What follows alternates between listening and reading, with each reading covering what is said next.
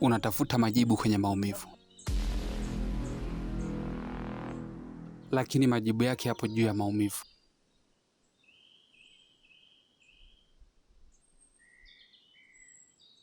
Yeremia 29:11 panasema, maana nayajua mawazo ninayowawazia ninyi, wala si mawazo ya mabaya, bali ya amani, ili niwape mwisho wenye matumaini. Na Mhubiri 3:1 panasema, kwa kila jambo lina majira yake, na kwako huu ni wakati wa kuvunjika, sio mwisho wa hadithi yako. Hauwezi ukakata tamaa ukiwa haujaona mwisho ambao Mungu amekuandikia. Lakini Mungu yuko wapi wakati mimi nateseka? Yuko pale pale ulipomwacha mara ya mwisho.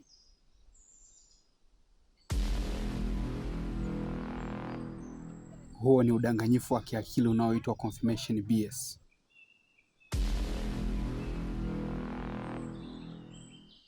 Unamtafuta Mungu kwa sababu unaogopa ukweli, kwamba maisha hayana maana ya asili, kwamba maana unayoipa wewe ndo ipo. Ubongo wako umechoka. Cortisol ipo juu, dopamine ipo chini. Unachohisi si mwisho wa maisha, ni mfumo wako wa neva unaopiga kelele. Hauwezi kupima roho kwa mashine.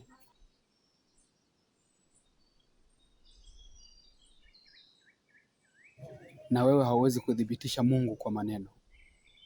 Basi ukweli ni upi? Tatizo lenu si kwamba mnakosea. Tatizo lenu kila mmoja wenu anafikiri anajua.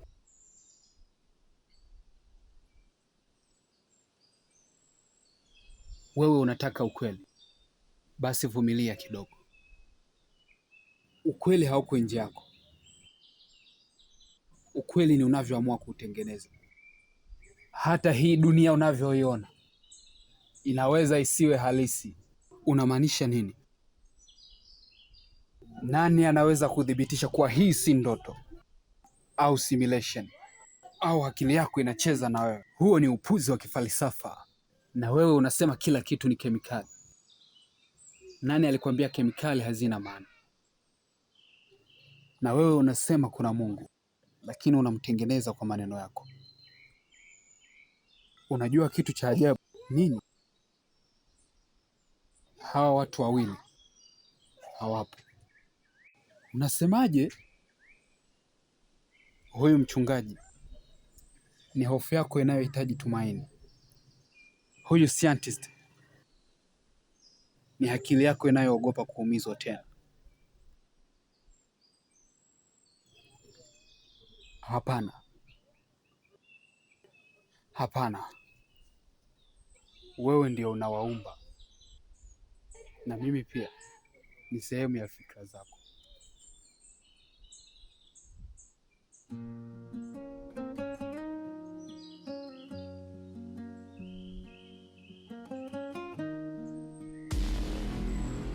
Basi kama wote ni mimi, ni nani ataamua hatima yangu?